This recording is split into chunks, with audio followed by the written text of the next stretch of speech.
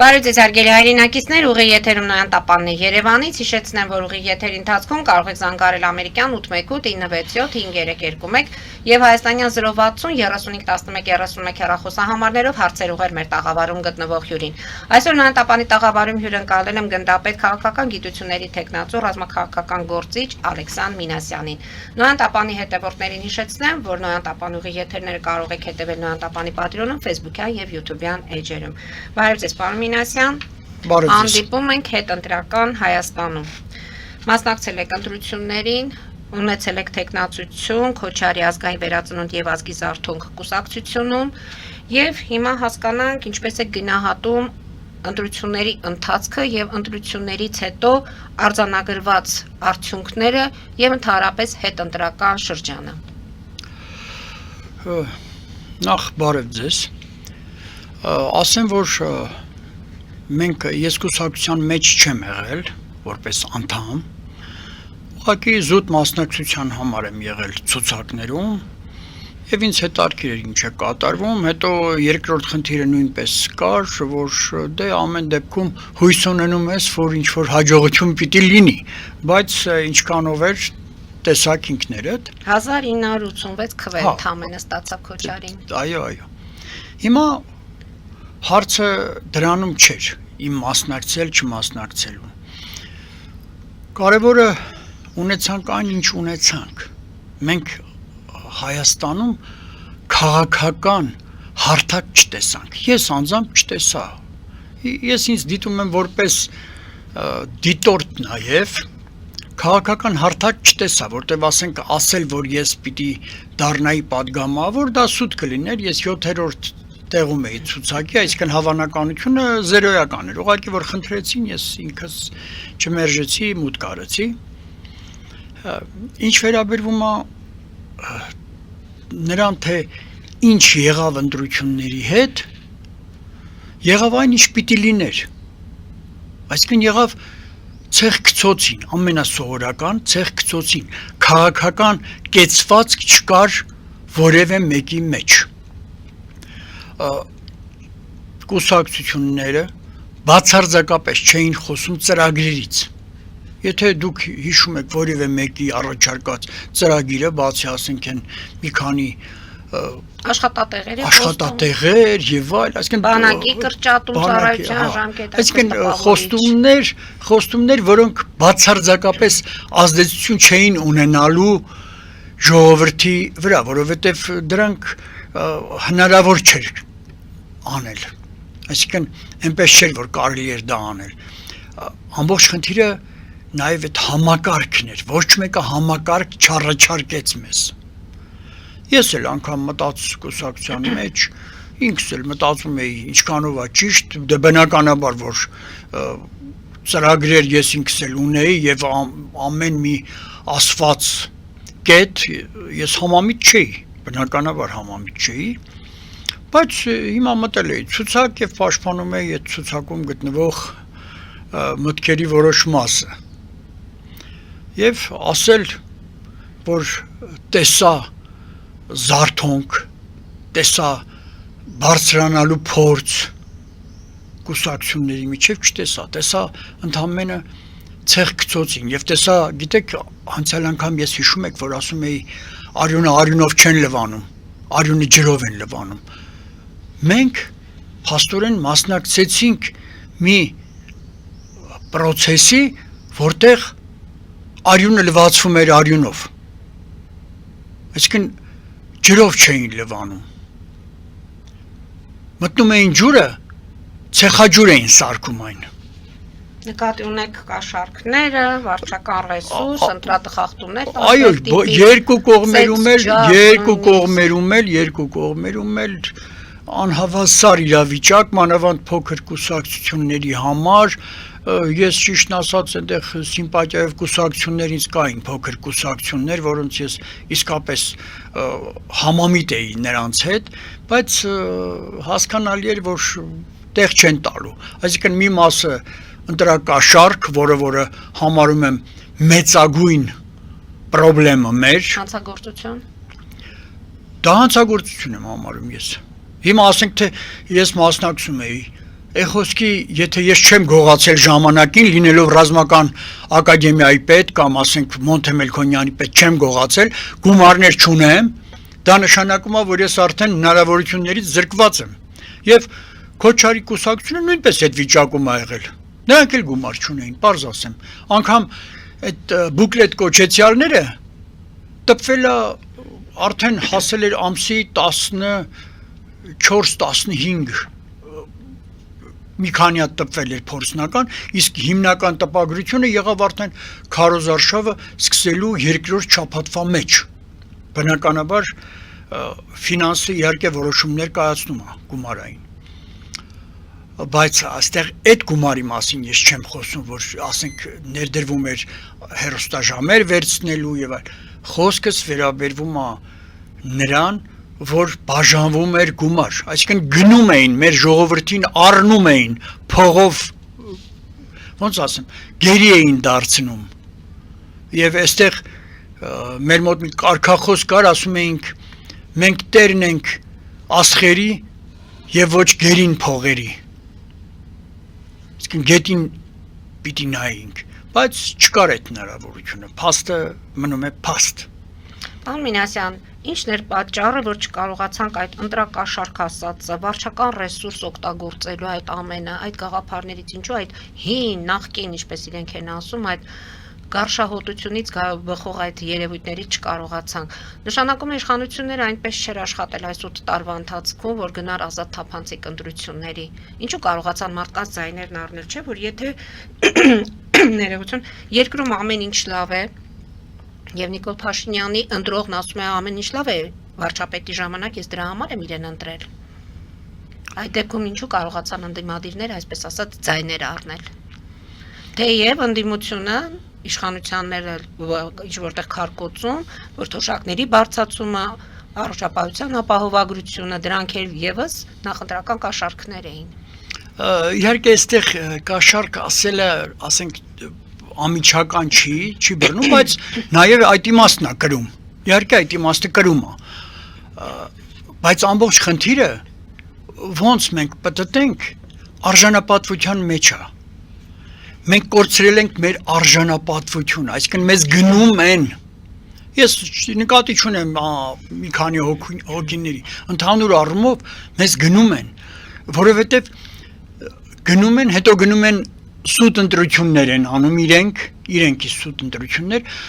այսօր առավոտյան ես իսկապես շատ տխուր վիճակով եմ հիմա ձեր մոտ հայտնվել, որովհետև Միացյալ Նահանգներից զանգեցին ընկերներս ու հետարքիր ձայնագրել էին, հետարքիր բաներ ուղարկեցին ինձ, նյութեր, ասում է ուրեմն մեքսիկացին ու սևամորթը իրար հետ վիճում են, մեկը մյուսին ասելու համար, որ դու սուտ ես ասում, փոխանակասի սուտ ես ասում եւ այլ, ասում է դու հայ չես, այ քեզ բան, ուր հասանք, այսինքն ուր է մեր դաստիարակությունը, ուր է մեր թասիբը, ուր տարանք մենք մեր ժողովրդին, տարանք անարժանապատիվ, ստահոտ, լուրեր տարածող, ստահոտ գործողություններ անող, այսինքն համակարգ պիտի ստեղծվի, սուտ բան է, այդ որ ասենք փողեր ենք ստանում դրսից, արտասահմանի պարտքերը MVF-ի հետ, MVF-ի փողերը շատանում է, վալյուտնի ֆոնդերը, փողերը շատանում է պարտքերը մեր վզին, մեր երեխաների վզին, դա ոչ մի բան չի ասում դեռ, կարելի է անընդհատ ամեն ինչ ասել, բայց իրականությունը այլ տեղ է թաղված, իրականությունը մեր մեջ է, մեր հոգու մեջ է, մենք վաճառվում ենք։ Ընդդիմությունը ինչու չմիավորվեց հենց ընտրություններից առաջ, ինչու այդ միասնական ճակատով չգնացին ընտրությունների։ Չէ՞ որ բոլորն էլ այս ելքը ամեն դեպքում կանխատեսում էին։ Կանխատեսում էին, համաձայն եմ, բայց միանալ չէին կարող, որտեղ այդտեղ ծրագրերի տարբերություն կա, միացումը այդպես չի լինում։ Միշտ միացումը կարող են մեկ գաղափարի շուրջ, չէ, միավորվել հայրենիքի գոյության եւ չգոյության հարցներ այստեղ։ Այստեղ պիտի հարցը դրվեր նրա մեջ, իրենք հայրենատեր են թե ոչ։ Հայրենատիրություն բառը դա հայրենասիրություն չի, Հայրենասիրությունը ոնց որ սեր լինի, գալիս է գնում է, հայրենատեր, որը կայուն, պետք է հայրենատիրություն աներ, դրանից ելնելով,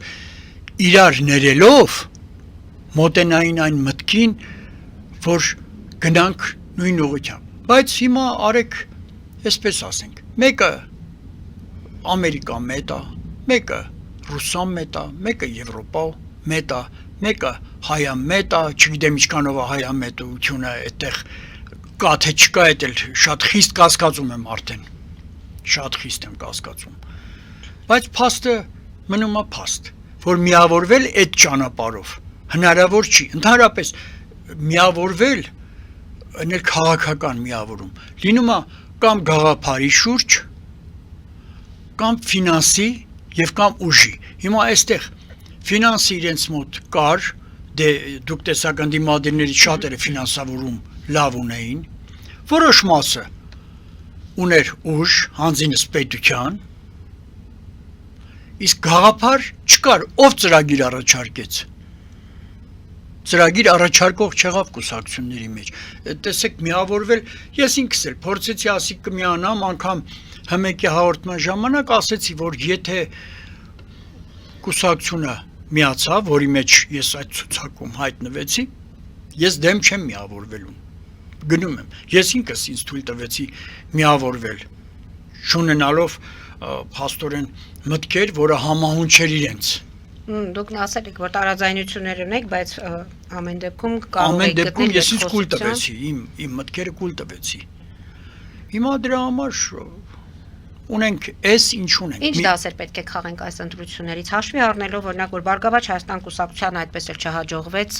հաղթահարել 4%-ի շեմը, Կենտրոնական ընտրական հանձնաժողովը որոշեց վերաքվեարկություն, չպետք է լինի այն 3 տեղամասերում, որտեղ քվեարկության արդյունքները անվավեր էին ճանաչվել, ինչ դասեր պետք է քաղենք այս ամենից։ Ընդ որում նաև ընտրությունների արդյունքների լեգիտիմությունն է կասկածանքի տակ դրված ընդդիմադիր 3 խոշոր ուժերի կողմից։ Գիտեք, այստեղ հարցը նրանում է, որ ժողովուրդը ամեն դեպքում ուզում էր միավորված տեսնել ընդդիմությունը, բայց իմանալով, եթե ուշադիր նայում ենք քվեներին, անցյալ անգամ օրինակ ավելի դիմադիր կողմը, ընդդիմադիր կողմը ավելի շատ քվեներ ուներ, այսինքն նկատի ունեմ են երևացող ընդդիմադիրները, հիմա ավելի քչացան, այսինքն նրանց նկատմամբ նույնպես հավատը կորավ, նրանք նույնպես այդպես հավատ չներշնչեցին։ Նիկոլ Փաշինյանն ասում է, որ բոլորին առել են այդ ձայների մեծամասնությունը առևտրի արդյունք է։ Այդտեղ իրականություն կա։ Ես ինքս ինձ նեղացած էի զգում, որ ասենք առնում էին մեր ժողովրդին։ Ես ինքս էլ տեսնում էի, որ առնում են։ Բայց ձեռքը ճար չկա։ Քո մոտ փողը չեն տալիս, որ կներեք մի հատ բոքսով հագցնեիր բերանին, ասեիր այդ ծախված սրիկա։ Իսկ դրանք որտեղ եք տեսնում, ըստ մամուլի հրապարակումների, թե Մամուլի խոսակցությունների ոչ մեկը չի կանգնում տղամարդավարի ասի, որ ես տեսա, այս հրա ձեռքին փող տվեցին կամ առան։ Ընդամենը ինչ-որ ասում են երրորդ դեմքով։ Մեկը ասում է մի ուրիշի մասին, այսինքն փաստարկված ոչ մի բան չկա, բայց այն, որ մենք վաճառված ենք, դա փաստ է։ Այլևս ինչ չեն համոզի, որ այսպես է կամ այնպես։ Ինչ վերաբերվում է պետության արածին, դա էլ իհարկե բանի նման չէր։ Վերջի րոպեներին թոշակի բարձրացումներ, մի քանի ամիս ամնում, այն դեպքում, որ հիմա ավելի է նույն թոշակով, նույն զամբյուղը չես կարող գնել։ մանավանդ թանկացումներ են սպասվում այդ ակցիզների բանի հետ կապված վառելիքի, դիզվառելիք եւ այլն։ Նույնը չես կարող վերցնել։ Ակնհայտ փաստ է դա։ Այդ նշանակում է, որ ամեն ինչ արվում է ֆիկտիվ ձևով։ Այստեղ պետքա համակարգը փոխենք մենք։ Իմ ասածը համակարգի մեջ է եւ կեցվածքը, քաղաքական կեցվածք պիտի ձեռք բերի եւ դա բոլոր կուսակցությունների ազգի խնդիրն է։ Ազգի խնդիրն է դա։ Պարոն Մինասյան, Կենտրոնական ընտրական հանձնաժողովը ինչու որոշեց վերաքվեարկություն չնշանակել։ Իմ կարծիքով վախեցան, որովհետև խժդժություն կսկսվեր դրա արդյունքում, դե ասում էին, որ 60,000 ձայն կորել է, անհայտացել է, ես չգիտեմ իհարկե, ես հանձնաժողովի մեջ չեմ եղել ու իրականում այտենց հատուկ չեմ էլ հետևել դրան, որովհետև արդեն հասկացա հենց մեր մի քանի հոգի ունեի վստահված անձիկ, իրենց տված տեղեկություններից ես հասկացա, որ կարող ես նայել եւ այս կողմ եւ այն կողմ, իսկ երկու կողմն էլ անարդար է եղել, այսինքն մեզ խեղդում է մեր անարդարությունը, մեր սուտն է խեղդում մեզ։ Մեր զինվորների ձայները անվավեր ճանաչվեցին, ինչ կասեք այդ աղմկահարույց դեպքի հետ կապված։ Արդյոք պետք է այդպես լիներ, թե պետք է զինվորների դեպքում որոշակի ինչ որտեղ հանգամանքներ հաշվի առնվեն, հերթափոխի այդ փոխանակման ժամանակահատվածը դիրքերից իջնելը, մի խոսքով։ Գիտեք, օրինակ տարբեր երկրներում, որոնք մեծ են, օրինակ Միացյալ Նահանգները, Ռուսաստանը, այնտեղ մի քանի օր է կատարվում ընտրությունները, եթե նկատել եք։ Հիմա թող զինվորների համար մի օր առանձին կատարվեր, որ վստահված անձիկ բավարարեին ստուգելու համար այդ ժամանակահատվածը եւ ոչ թե ընդհանուր ընտրություններ բոլոր տեղերի համար։ Թող զինվորականների համար առանձնահատուկ լիներ։ Ինչի մենք չենք ուզում մեր համար առանձնահատուկ մոտեցումներ անել։ Օրինակ Միացյալ Նահանգները, տեսել եք, տարբեր օրեր կարա լինի, Ռուսաստանը սկսում է այն բանից Վլադիվոստոկից գալիս է հասնում է մինչև, ասենք, Վիբորգ, Լենինգրադ այդ կողմերը։ Ինչ անենք, թող տարբեր օրեր լիներ, որպեսզի այդ ստուգողները կարողանային այդ վստահված անձիկ տարբեր կուսակցությունների կարողանային, այո, լինել եւ այնտեղ, որովհետեւ մենք գիտենք, որ միշտ չի որ վստահված անձիկ բավարարել են, օրինակ թեկուզ հենց փոքր կուսակցությունների ներսում շատ տեղեր վստահված անձիկ չեն եղել ուղղակի։ Եվ դրա համար այն ովքեր ուժեղ են եղել, մեկը հնարավորություններով, մյուսը ֆինանսապես, մյուսը կառավարման լծակներով ունեցել են, իսկ փոքրերը փաստորեն դժվեցին։ Ես համոզված եմ, որ փոքրերի շատ ու շատ ձայներ ուղղակի իջքս եղան այդ մեծերի կողմից, 4-5 մեծի կողմից։ Ամեն դեպքում այս հետընտրական զարգացումների ֆոնին ընդլայնվում են քաղաքական ուժերի շրջանակներ, որոնք կասկածանքի տակ են դնում այդ ընտրությունների լեգիտիմության արդյունքները եւ պահանջում են քաղաքական իրավական գնահատականներ տեղ ունեցած գործընթացներին։ Դուք կմիանաք, այսինքն կուսակցությունը կմիանա այս հայտարարություններին։ Տեսեք հիմա։ Ես որպես կուսակցություն չէ, ես որպես ամեն դեպքում շփում ունեք, տեղյակ եք։ Հա, շփում ունեմ, դե իրենք կմիանան, իրենք ասում են կմիանան, որտեղ կնիկն էլ է իրանց ձեռքը, այսպես ասենք, էլի, դա խոսքով չի լինում, էլի, իսկ ես որպես անհատ, ես նույնպես կմիանամ, իհարկե կմիանամ։ Իսկ պայքարի ինչ ձևեր եք ակնկալում, որ կլինեն։ Հիմա թե հետագա։ Հիմա այս խառնաշփոթ իրավիճակում դեռ մանդատների հարցն է քննարկում, կվերցնեն թե չեն վերցնի, խոսքով ինչ կարող է լինել։ Կամ որն է լավագույն արդյունավետ տարբերակ այդ պայքարի։ Դե միևնույն է Հայաստանի Հանրապետության օրենքը ասում է, որ եթե մեծամասնությունը վերցրել է, մնացածները անգամ մանդատները դնել, ոչ մի բան չի փոխվում։ Դե ինձ թվում է կվերցնեն, բայց կլինի նաև քաղաքական ակտ, եթե հետ տան։ Հիմա ինչ կլինի, թող իրենք որոշեն, երկրորդ փուլ հնարավոր է, երկրորդ փուլի գնան։ Կամ ինչ պետք է շահեն երկրորդ փուլ գնալով։ Կամ հասարակությունը նորից կգնա այդ քվեարկությանը։ Հասարակությունը կգնա։ Այս պարագայում Նիկոլ Փաշինյանը տանուլ կտա, որովհետև հսկողները շատ կլինեն, երկրորդ փուլում արդեն հսկողները շատ կլինեն, այսինքն հնարավորությունների սահմանը կմեծանա եւ այդ պարագայում շատ-շատերը, որոնք տեսան իրավիճակներ, որոնք համարեցին անարդար, կգնան ընտրության, ասենք, հակառակ իշխանության։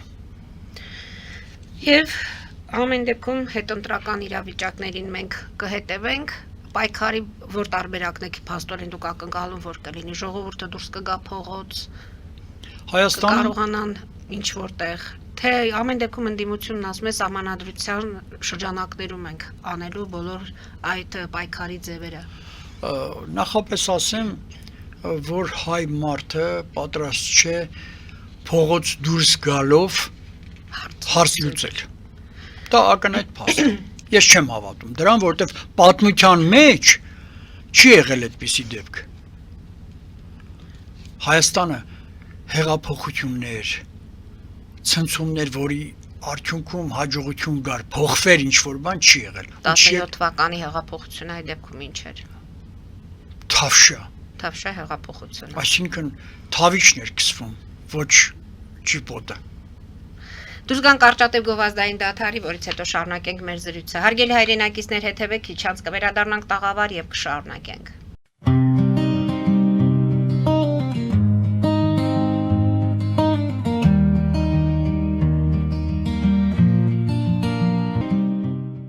Ֆելիչե ժամանակակից ատամնաբուժական կլինիկա։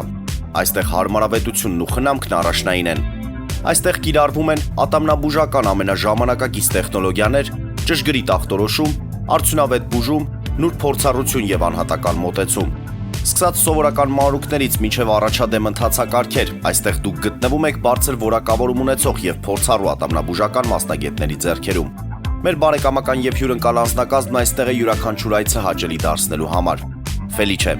ձեր առողջ եւ ամենաերջանիկ շպիտը սկսվում է այստեղից։ Եկեք եւ բացահայտեք նորարարության փորձագիտության եւ կարեկցանքի կատարյալ համադրությունը։ Երևան Փոստը Գրանադայի ուզում տեղեկացնում է։ Դրամական փոխանցումներ 1%-ով։ Օդանավով 1 փաունդը 2.99։ Նավով ուղարկեք 1 արկղ, երկրորդ արկղը անվճար։ Ավտոմեքենաների փոխադրում անհավատալի արժեքներով։ Ինչպես նաև կահույք եւ մեծ չափի բեռների փոխադրում։ Jackpot հագուստի խանութը երկրորդ մասնաճյուղն է բացել Գլենդելի սրտում, որտեղ կարող եք ձեռք բերել եվրոպական եւ ամերիկյան ընտիր հագուստեղեն, կոշկեղեն, աքսեսուարներ, պայուսակներ ամենահարմար արժեքներով։ Նաև կարող եք ցանկացած ապրանք պատվիրել եւ ձեռք բերել կարճ ժամանակում։ Jackpot-ի Գլենդելի հասցեն է 1135 North Pacific Avenue, հեռախոս 818 813 2252։ Jackpot հագուստի լավագույն կենտրոնը Գլենդելում։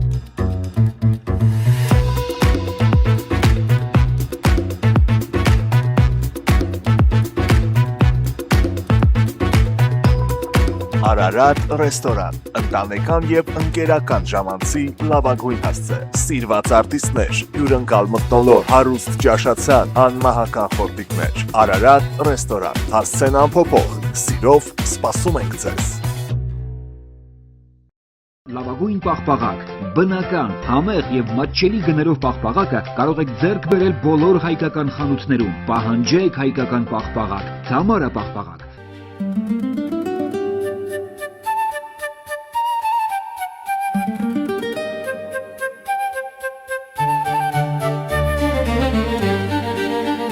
Նոյան տապան տպարան, Նոյան տապան հրատարակչություն, շարվածքից մինչև տպագրում,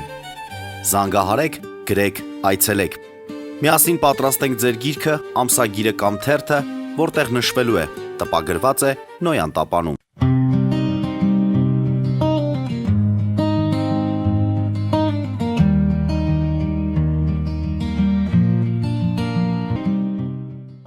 Հարգելի հայրենակիցներ, Նոյան տապանը կրկին եթերում է։ Պարոն Մինասյան, ամեն դեպքում հետևողական կլինենք, որտեղ սահմանադրական դատարան են դիմելու ընդդիմադիրները պահանջելով անվավեր ճանաչել ընտրությունների արդյունքները եւ այսօրվա դրությամբ ինչ ունենք 3 քաղաքական ուժ է մտնում փաստորեն ազգային ժողով, քաղաքացիական պայմանագիրի 64 մանդատով, ուժեղ Հայաստանը 29, Հայաստան դաշինքը 12 մանդատով։ Ինչպիսի խորհրդարան է ձևավորվելու հաշվի առնելով, որ կարծես թե դեմքերը գրեթե նույնն են, որքեր ձևավորելու են այս ազգային ժողովը եւ երեք ես լսում էի Հայկ Օնջոյանի հարցազրույցը Պետրոս Ղազարյանի մոտ, նա հայտարարում էր, որ ընդդիմադիրների համար հաճելի պահեր չեն սպասվում, քթներից են բերելու ընտրակաշարքների մասով պետք է պատասխան տան 300,000 ադրբեջանցիների վերադարձի մասին պետք է պատասխան տան, այսինքն դեռ խորհրդարանը չձևավորված արդեն սպառնալիքների շարքը կարծես թե սկսվում է։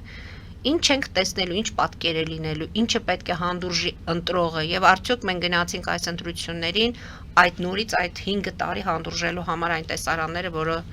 ունեցել ենք այս վերջի տարիների ընթացքում։ Շատ շատերը ասում են, որ ընդդիմությունը իհարկե ձայներ չունի, չի կարողանալու ոչինչ անել։ Ես նույնպես հակված եմ դրան, Քաղաքացիական պայմանագիրը արդեն 3-5-րդ անցյալ ընտրություններից հետո մենք տեսանք ինչ եղավ, փաստորեն միանձնյա կառավարություն, այո, պայմանագիրը կարողացավ միանձնյա կառավարել երկիրը։ Դա ակնհայտ է։ Հիմա կրկնվելու է նույնը։ Ես անգամ կասկած չունեմ դրա մեջ։ Իրենք նոր ընտրություններ պահանջել կձգտեն, բայց չեն կարողանա դա անել։ Հետո բացի այդ նոր ընտրությունները իրենց իրավունքների չզրկելու բնականաբար մնալու է նույնը։ Ես ավելի շատ հակված եմ ընդհանուր համակարգը փոխելու։ Մանդատները պետք է վերցնեն ըստ ձեզ։ Դա իրենց խնդիրն է, ես իրենց չեմ կարող կողմնորոշել կամ ապա կողմնորոշել, բայց ոչ մի բան չի փոխվում։ Կրկնվում է նույնը։ Կրկնվում է նույնը եւ ունենալու ենք նույնը։ Մենք երբեք չենք ուզում առաջընթաց ապրել։ Մենք հայրս, սա ընդհանուր մեր ժողովրդի կեցվածքն է, մեր ժողովրդի ձևն է, մեր սուտն է։ Անգամ ստում են, թե ում են ընտրելու կամ ում չեն ընտրելու։ Իրենց կարծիքը անգամ ճիշտ չեն հայտնում։ Իսկ երբ առաջնորդները փորձում են երկրից գնալ, ինչպես եք բացատրում։ Դուք ինքներդ հրամանատար մարդ եք եղել։ Արդյոք Ես կթողնեի, որ գնային, որ մնային ինչ կամ գնային ինչ էր փոխվում։ Դե ասում են սա լքում են երկիրը, փախուստի միջոց է եւ այլն։ Դե չէ, Պետք է առաջնորդը պետք է ինչից պիտի փախնեն։ Լավ, չէ, ես դա չեմ ընդունում։ իշխանությունների Փախուստ ես չեմ տեսնում։ Ես փախուստ չեմ տեսնում։ Գուցե իրականում մարդը գործ ունի կամ քննարկելու խնդիր ունի իր բարեկամի հետ եւ ասենք անընդհատ դնել արգելքներ ամեն ինչի մեջ, դա նույնպես մոտեցում չի, բայց ուրիշ խնդիր է, որ համակարգային փոփոխություններ պիտի արվի եւ դա պիտի անի պետությունը, դա ուրիշ ոչ ոք չի կարող անել, օրենքները այսօր ընտրվում են իրենց կողմից։ Օրինակ ինչպիսի փոփոխությունների, թեկուզ այդ, որ մասնակիցները չպետք է երկիրը թեկուզ միջև ընտրությունների արդյունքների հայտարարելը թողնեն, հեռանան, օրինակի համար, որպեսզի այսպիսի մարդկանց վրա, ինչպես դուք եք ասում, ցեղ շպրտելու առիթ չլինի։ Այո, որոշակի ժամանակահատված պիտի իրենց արգելվի երկրից դուրս գալը, որովհետեւ Նիկոլ Փաշինյանն ասում է ափալ-թափալ ձեր իրերը մի հավաքեք, ես ինչպես ասել եմ։ Ես չեմ կարծում իրենք փախնում են, որ ափալ-թափալ նստած են իրենց համար ստեղ են, ինչ պիտի լինի իրենց հետ։ Դե բայց չէ որ օթանավակայանում տեսան եւ այդ տեսանյութերի տարածումն էլ խնդիր դարձավ։ Հիմա ասենք թե նույն մեր ղեկավարները ասենք նույնպես խնդիրներ են ունենում, այսինքն ինչ նշանակում է պիտի դուրս չգան երկրից։ Չէ, չեմ կարծում, ես ճիշտ մեթոդներ է դա, ուրիշ խնդիր է, որ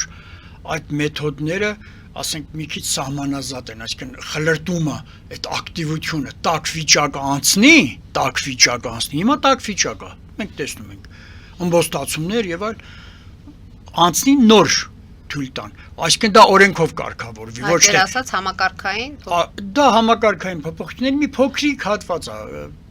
դա տոկոս էլ չի կազմում, բայց փոքրիկ հատված է։ Իմ համակարգային փոփոխություններ ես այլ կերպ եմ տեսնում։ Օրինակ մարզերում ինչպես պետք է անցկացվի ընտրությունները, տեսեք խոսում են գյուղապետերի մասնակցությունը, համայնքը անդադ ճնշում է, ինչ որ մեկին ծեծում են, քվեաթերթիկներ են փոխում, մի խոսքով համայնքներում գյուղական միջավայրերում ավելի հնարավոր է լինում այդ խախտումներ իրականացնել։ Դե ես արդեն դա ասեցի, որ կարելի է ասենք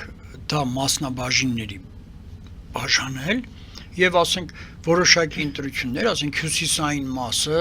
առանձին ընտրի, հարավային մասը առանձին ընտրի, օրերի մեջ լինեն էլի այդ ընտրությունները, օրերի մեջ լինեն, արդյունքները թող հետո ասեն, թող այդ գաղտնիությունը պահվի, բայց ընտրություններին հնարավորություն ունենան փոքր կուսակցությունները իրենց դիտորդները ունենալ, տեսնել իրականում ինչա կատարվում եւ հետո ինչքան դիտորդները շատ են, կենտրոնացած են, խախտումներ անելը այդքան ավելի դժվար է լինելու։ Դա ակնհայտ փաստ է, ծեծուջարդը ավելի քիչ է լինելու, որովհետեւ ուրա հավաքված են բոլոր, ասենք, կուսակցությունները, ասենք 18 կուսակցության ներկայացուցիչ հավաքված նայում են, ճիշտ է։ Ուր է, ասենք, որ նայումա տեղեր կար մի քանի կուսակցություն էին ներկա։ Ես ինքս անցել եմ, նայել եմ, վստահված անձիկ չկային շատ տեղերում, Չկային, ընդհանրապես չկային վստահված անձիկ շատ տեղերում։ Բայց կային վստահված անձի քաղաքացիական պայմանագրի ուժեղ Հայաստան, այսինքն Հայաստան դաշին, այսինքն ուժեղներին Բարգավաճ Հայաստան։ հողով կամ արտոնյալ վիճակում են հայտնվում նրանք, ովքեր որ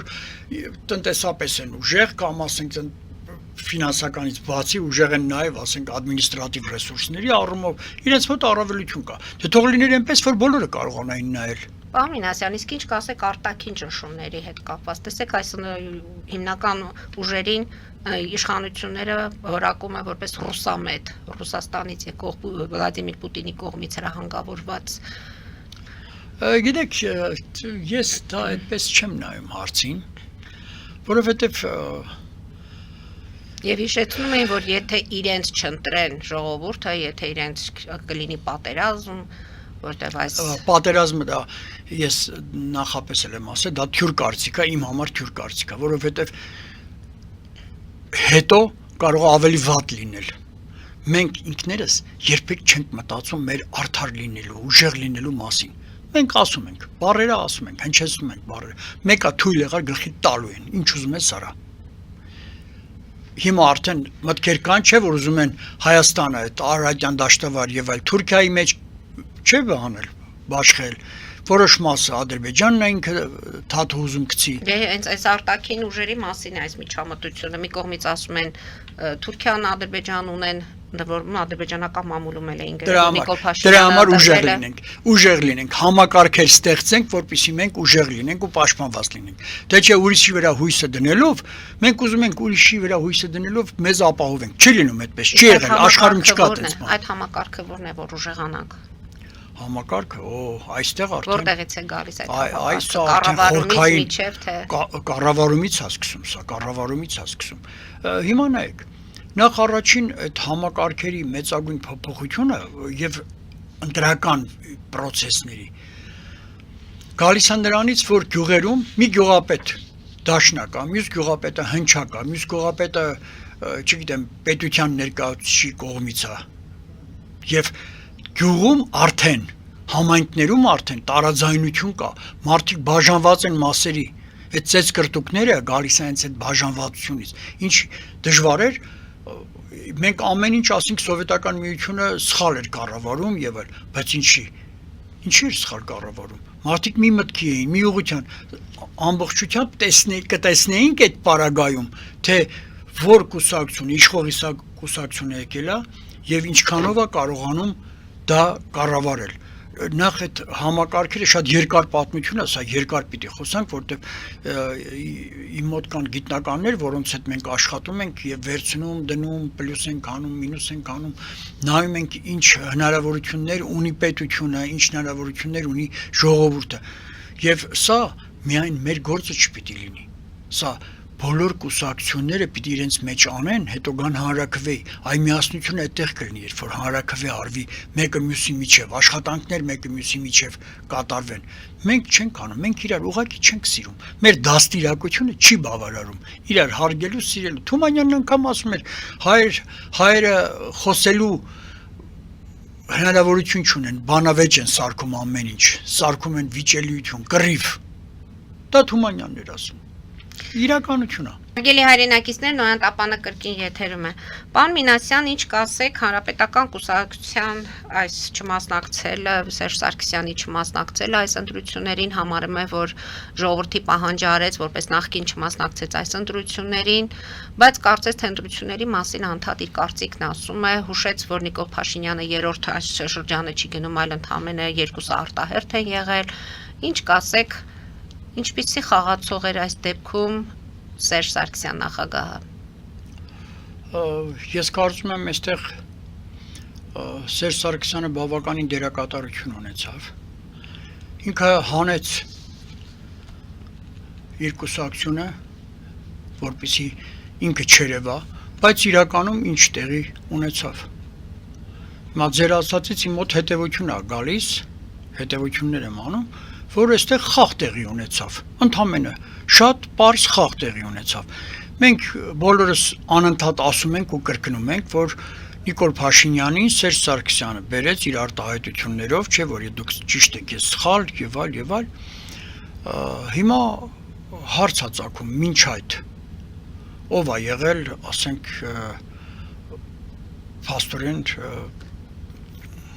Սարգսյանի այդ ձերքի խաղաթղթեր։ Ես խաղաթղթեր եմ այստեղ տենում, չեմ ուզում նեղացնել ոչ մեկին, անուններ չեմ ուզում տալ, բայց իրականում նաև բարենպաստ պայմաններ ստեղծվեց Նիկոլ Փաշինյանի համար։ Եվ դա ստեղծվեց այն ուժերին, որոնք չէին երևում։ Մենք ինքներս, ես չեմ ուզում։ Նկատում եք Սարգսյանի խաղաքարտերն էին այս բոլոր խաղի մեջ, բոլոր կողմերը։ Իմ կարծիքով շատ մեծամասնությունը։ Այո, մեծամասնությունը խաղացին այն խաղը, որ պիտի խաղացվեր։ Եվ պատահական չէ հիմա ինձ շատեր ասում էին, որ այս ինչը աշխատել է Սերժ Սարգսյանի մոտ, այս ինչ պաշտոնին է եղել, ասենք ընդդիմության ներկայացուցիչներ եւ այլ։ Գուցեև եղել է, ես հիմա այդ փաստերը չեմ ուզում ոչ քննարկել, ոչ ասել, որովհետեւ սա իմ անելիքը չի, ժողովուրդը իրենք շատ լավ գիտեն դրա մասին, ես չի որ պիտի դա հիշեցնեմ, բայց որ դերակատարություն եղել է, դա ակնհայտ է։ Ես զգում եմ դա։ Պարոն Մինասյան, ընտրությունների հետ կապված կհետևենք, կարծում եմ ամեն դեպքում դուք ունենալու եք ձեր շարունակական է լինելու ձեր այս ակտիվությունը, չի նշանակում, որ ընտրություններում պարտություն եք կրել, դա չի նշանակում, որ դուրս եք գալու այս իրավիճակից, որովհետև մենք մեր հաղորդումների ժամանակ քննադատական մոտեցումներով կամ ձեր, այսպես ասած, ծրագրերը ներկայացնելով փորձում եք ցույց տալ, թե տվյալ իրավիճակում ինչ ծրագրեր կարելի իրականացնել եւ դուրս գալ այդ իրավիճակներից։ Ուզում եմ ձեր կարծիք իմանալ, Հայաստանում կանցկացվի արծիվ գործընկել 2026 զորավարժությունը հունիսի 17-ից 25-ը։ Սա ամեն տարի արդեն Հայաստանում իրականություն է եւ ինչ կասեք։ Տեսնում եք տարբերություն, տեսնում եք արդյունքը։ Կարծում եմ անցկացնել չանցկացնել ինձնից կախված չի, բնականաբար դա պետության այսպես ասած հիմքերում է կանգնած, պետության ղեկավարն է որոշելու կանցկացվի թե չէ։ Դե ամեն դեպքում արդեն որ 3-րդ տարին է անցկացվում։ Ամեն դեպքում ցանկացած զինավարժանք, փոքր թե մեծ, ունի իր ազդեցությունը եւ դրական։ Գոնե այնքանով նկատում եք ուղերձները պարունակում տարածաշրջանի եւ Հայաստանի միջազգային գործընկերների համար։ Նաեւ եւ ուղերձները եւ ընդհանրապես մեր ներքին հնարավորությունների զարգացման համար դրանք շատ կարևոր են, որովհետև այդտեղ հղկվում ենք մենք էլ ենք հղկվում եւ ես շատ եմ կարևորում դա։ Մեզ հղկվել է պետք։ Եվ մենք զանգ ունենք, լսենք մեր հեռուստադիտողին։ Լսում ենք ձեզ, դուք եթերում եք։ Հարգելի հեռուստադիտող, իջեցրեք հեռուստացույցի ձայնը, մեզ հետ խոսեք հեռախոսով։ Լսում ենք ձեզ։ Լսում ենք ձեզ։ Այս հայ Լսում ենք ձեզ, այն մի զանգը չկարողացանք պատասխանել։ Բարի երեկո, Բարև ձեզ։ Ողջունում եմ ձեզ, պարոն Մինասյան։ Պարոն Մինասյան, սրանք ուզում եմ Գագոն, Քոչարյանը, Կարապետյանը վերադառնալ ուղղակի, որ իրենց թալանը պաշտպանեն։ Երբ որ Ամերիկայում տեխնացիա լինում, առաջ երթին ստուգում են նրա եկամտահարկը վճարված է թե չէ։ Եվ ինչ մաքրություն ունի այդ մարդը։ Սրանք բոլորն էլ մաքուր չեն, հարյուրավոր միլիոններ են պետությանը եկամտահարկը, որ չեն վճարել։ Եվ ինչ կեղծ դաժան ճանապարհներով են անցել հասնելու համար ընդե Աստված գիտի, տակները շատ բան կա։ Անեց որ Ամերիկայում էլ հետո այդ որ ասում եք թոշակները ավելցրել այդի կաշառք չէ, դա ես չեմ կարծում կաշառք է։ Ամերիկայում ամեն տարի թոշակները ավելացնում են։ Դա ուղղակի կարծում եմ զուգադիպություն է, ուրիշ բան չեմ կարծում։ Սրանք եթե մնացին ազատության մեջ լավ չի լինելու, բավական այն չկամ հայ ժողովրդին կերեկեցին, խապեցին, խլեցին, սպանեցին, բռնաբարեցին։ Դա դոդի գայլույի մի հատ ռեկորդ անցած նայել եք, պարոն Մինասյան, սովետական ժամանակ նա բանտ անստել կոլեկտիվ բռնաբարության համար եւ այդ մարդը իր տեխնացությունն է դնում վարչապետական թե չգիտեմ պարլամենտի անդամ այսքանը Շնորհակալ ենք զանգի համար։ Շնորհակալ եմ հարցի համար, ասեմ հետեւյալը, ես որ ասում եմ համակարգային փոփոխություն, ես ինչ նկատի ունեմ։ Ցանկացած կուսակցություն, մինչև իր գործերի դնելը, մի թող լինի 6 ամիս առաջ, 3 ամիս առաջ, թող ինքը կարողանա ապացուցել, որ ինքը արժանի է ժողովրդի քվեն շահելու համար մտնի պայքարի մեջ։ Իմ կարծիքը դրանում է, այսինքն իմ ասածը ինչն է։ Հիմա տեսեք, ժողովուրդը չի ճանաչում փոքր կուսակցություններին, քանի որ հնարավորություն չունեն իրենց ցույց տալու։ Ոչ հերոստացույց ունեն, հերոստացույցը գիտեք ում ձեռքն է։ Փաստորեն չբաշխենք էլի, ասենք այդ մասերով, եւ ձեր ասածը շատ խելամիտ բան է։ Այո, իրենք մի քանի ամիս առաջ, մինչև գործերի հանձնելը դեռ, իրենք պիտի ասենք ստանան իրավունք մասնակցության համար ներկայանալու սա պարտադիր պայման պիտի լինի Հայաստանի համար պարտադիր պայման այդ տեսեք Միացյալ Նահանգներում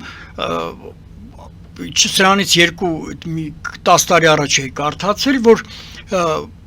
նախագահ ընտրվելու համար պիտի $1 միլիոն